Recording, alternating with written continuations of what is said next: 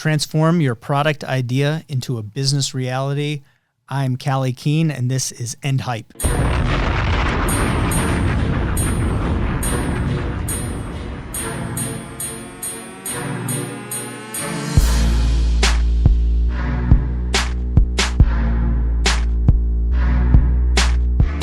All right, so we hear little phrases like, the riches are in the niches. But why are niches good? How do you find profitable niches to be interested in? And more importantly, what the hell is a niche? All right, so when thought leaders say find your niche, they usually mean find your niche market, right? They mean find the place where your product can fit. Niche means, and this is the definition, you can Google it. This is the definition. It says products, services, or interests that appeal to a small, specialized section of the population. We're gonna steal this actual literal definition. But here's a more human-centric, a more person sociology, normal person definition of what a niche really is. To understand its power, we have to understand kind of how this works. So in the past, even the recent past, groups of people were lumped geographically, right? You're in your town, your city. You could section them by age or by gender, partially on interest, but groups were more homogeneous. They were more the same. There's a couple of reasons for this, but groups of people were more reasonably the same than they are today, right? People had limited access to outside information and to products, right? You think about this as like 100 years ago, 50 years ago, a town may have had a couple of stores, and you might not have even heard of the stores in a couple towns over. There were less franchises. There were less Sears, and there were more just corner stores, right? So people's interests and desires were very localized. Word of mouth was really the only way that trends could spread, and things changed, but they changed way more slowly, right? So a trend might last for years instead of now we have days, right? There's no virality meme like there is today. Mass media, the evolution of newsprint and magazines to radio to TV. You've heard a million people talk about this. This allowed us to spread information more quickly, right? So these communities of people, they kind of got access to a broader selection, but a highly curated selection of information. So people took the TV, they used it as a pipeline to literally shove product in people's faces. People bought the product. And so people's interest didn't really matter. They were just interested in the TV. So bam, you get this type of dish soap. You get this kind of beer. Schlitz is now your favorite beer. That's the only one you've ever heard of. Everyone in America knows about it. Bam, right? So the internet, especially in its current state, broke everything. It just shattered that whole system, and it brought us, the entrepreneurs, the startups, the inventive people, the people with the new stuff that people actually really want, that will actually help people. It gave us unlimited opportunity. We have the ability to access everyone. But if we try to act like the big companies acted 50 years ago and 60 years ago, and it's surprising how people want to still do this, it's very expensive. Gary Vee talks about this all the time. He's like, he shows the phone, he says, hey, Instagram, Facebook, this is now the TV, this is now the radio. That all makes sense. But in the niche sense of things, this makes even more sense, is that our current state of mass communication, it allows culture, interests, association to flow across geographic locations, across East Coast, West Coast, across this town. Your musical interests might have more in common with a 15-year-old in Ventura, California than your next door neighbor. 50 years ago, that was not highly probable, right? One or two DJs ruled the town. And 100 years ago is definitely not the case, right? So what's important to understand is that because of the internet, because of social media, we have the ability to connect with people with similar interests with ease. These interests then form communities on top of social media. These people are connected. Some thought leaders will call those niches, they'll call them communities. The types of people that we want to find, the types of niches that we want to get involved in, we call tribes. Okay, so shout out to Seth Godin, book Tribes. I'm going to riff on this a little bit, but I'm going to tell you why tribes are the niches that we are super interested in. So tribes have specific knowledge, vocabulary, rituals, and leaders, right? They have their own set of culture. Right? So we as human beings, we belong to many different tribes, right? And I'll give you some examples of that later. But when we're trying to communicate with people in that tribe, we're communicating with the cadence, with the style, with the flair, the language, the vocabulary that is acceptable in that tribe. We're speaking that language. Why tribes are important? Second point is that tribes are resilient. They're resilient to invaders, right? If you pick a broad product that appeals to a lot of people, a large corporate entrant or a new entrant can come into the market and create a slightly better product. And unless you have a great brand, which would key into it's a great brand for whom, your tribe, somebody can steal market share from you. But if you're known in that community, you're known as a leader, you're connected to a leader, you have that cosign from the members of your tribe, when somebody tries to invade, they're probably going to get an arrow to the face. As a tribe member, as a member of this niche, you're automatically an expert. It's like having the cheat mode, right? You are an expert compared to everyone else that's outside of that niche. So as that niche might grow, like we've seen with other products that we've launched, as it kind of grows into other adjacent niches, you have this stronger foothold because you really deeply understand those people. This disproportionate advantage is because you have authenticity, right? You have to do less research. You have to do less marketing because you're already there. You just have to convert where you are into where you want to go. So it really streamlines the validation process.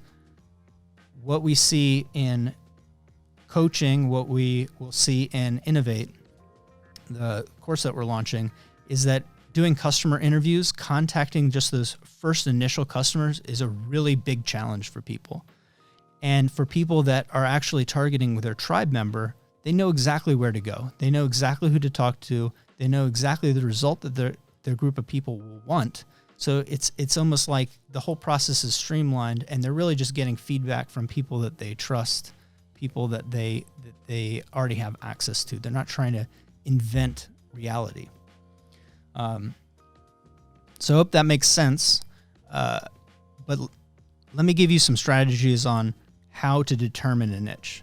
Now you're probably already thinking like, oh, well, these are my interests, so these are the niches that I belong to, or these are the tribes that I belong to. And you're not far off, right? You're not far off. But we all have varying degrees of things that we're into, that we understand. You might be the world's most foremost expert in HO size model trains. I don't know anything about it other than the thing that I just said. I'm not even sure if I said it right, but you might know everything about it. For you, accessing the other people that are obsessed with that, knowing the forums, knowing the leaders, knowing the price points, knowing the products, knowing the problems, it's like all I have to do is tell you, find these things out, and you can unlock a business, multiple opportunities. For me, I would have to figure that out and immerse myself for months, if not years, to get to the place where you naturally are. So what I want you to do when you're finding your niche is find those 2 to 3 communities that you could answer those questions.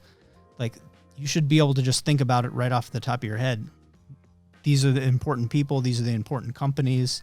This is the forum or the magazine or the industry event. This is where people get their information that they trust. You should be able to figure that out pretty quickly. But what I want you to do is I want you to pick those 2 or 3 communities, and I want you to niche down to something specific in that community. So it's not model trains, it's that size trains, but it might also be like a time period. The example that I use for niche customers is always in fitness, because I deal with a lot of fitness products or product ideas, and it's a very hot market, saturated market. It's hard to break in. The brands that are broken in, they have access to customers that spend a good amount of money. They have a good amount of money for marketing. They have influencers that work for them. So it's hard to get in there, right? But once you're in there, it's a great market, great opportunity. But I talk to somebody and they say, hey, I'm into yoga. That's great. Okay. Are you going to build a course? Are you going to do this? Like, I'm not sure. But as we niche down, they say, oh, I'm into yoga for moms. Okay. That's good too. And they say, I'm into yoga for physical training, for rehab. That's even better. So rehab for moms using yoga. Okay. That's pretty specific. And they say that have fibromyalgia. I'm like, well, okay, that's ultra specific.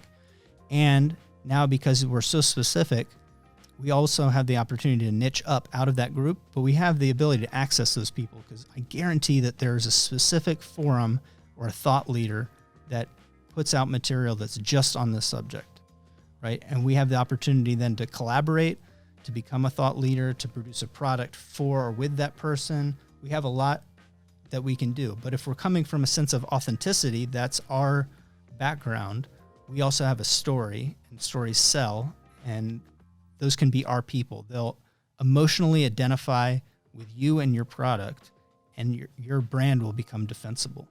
And I can go through this process with any type of business and show that when we start with a niche, we can build more inexpensively, we can build quicker, we can build better products that people really love, build that word of mouth inside that tribe, and we can niche up.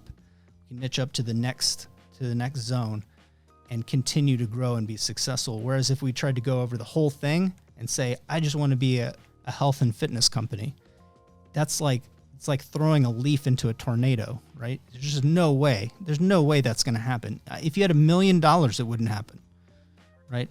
It's just not going to happen. So that's my suggestion for picking a niche. You can validate that. You can test that niche through a strategy of engagement. And this kind of double downs on knowing where to go is participate. And this is the answer to a lot of things. People are like, how do I build a team? I'm like, go to that event, participate. How do I do this? Participate. How do I learn this? Find somebody that knows how to do it. Participate with them. Go take a class. Participate. Participation, although it doesn't warrant a trophy, right, is the key to unlocking a lot of future potential. We learn a lot by doing. Entrepreneurs can only learn through action. It's really hard to just read this or even listen to me and then have this make any sense. So engagement through participation. Get on a forum, start participating. Get on a Zoom, start participating. Go to a network event like a convention or a trade show, start participating. Here's an awesome hack on how to participate at a high level in pretty much any industry. So the people that put those trade shows on, it doesn't matter what industry that you're in, they need help, right? It's hard to put on a large event. So no ask, you can just say, hey, my time's available. I was already planning on going, but I can volunteer to do X, to set up, to tear down, pick up trash, hand out flyers, do anything. And you're probably going to get a yes, but you also get to meet the people that are speaking, probably definitely the people that are organizing. You might get a free bagel out of it. It's a great hack, right? But by volunteering, it sets you up to meet those people. So maybe next time or the next event, you could teach or you could speak at that event. This is something that I've used, and it's how I've gotten some of my speaking engagements and met a lot of interesting people. So if you want in that tribe to gain thought leadership, get resources, win advocates, all those things that people aspire to do, maybe picking up trash is a first step to becoming well-known in that industry. So what is a niche? In our definition, a niche is a tribe of people that is connected by interests that they hold passionately, right? Demographics, geography doesn't matter. Remember, Facebook lets us target based on people's interests, who they follow, who they think is a thought leader, other pages that they follow. YouTube lets us send ads based on videos that people watch, channels that people watch. They understand that this is really powerful. We as entrepreneurs just have to agree. We have to get with the game plan. So that's a niche. Why is it? Why is it important? Because it allows us to grow at the smallest level to the biggest level. It allows us to market more authentically and more easily using the tools that are available to us. And I think it really aligns what you're trying to do as a business with who you are as a person, what you're passionate about, and build something that you actually want to do every day. That's a big challenge for people, is that they chase that opportunity, they see something, that shiny ball, and say, that's what I want to go after. But if you flip it and say, who do I want to serve? Who do I want to work for? I want to work for this group of customers. We can get a hold of ourselves, and every day isn't such a drudgery. It's something that it can propel us forward. It's something that we can think, this is the reason, these are the people, these are my people, and this is why I'm putting in this much effort. That's what Red Blue Collective is all about. Not every day is beautiful, amazing, profitable, but I'm doing it for entrepreneurs. Seeing people succeed, seeing my group of people that, yeah, you guys watch some of the same content that I watch. Yeah, you read some of the same books. So we're communicating on the same level of vocabulary, but working with these people that I identify with, it brings me joy. That's my passion. It's what keeps me going when projects suck or shipping is delayed or I have late nights or, an ad fails or an ad succeeds and we just don't know, like, how are we going to do it? When challenges arise of any kind, and they will for me in the future and they will for you, knowing that, hey, I'm doing this for this group of people that I believe in, that I identify with, it just makes it a little bit better. So that's the end hype. I'm Callie Keene, and I'm out.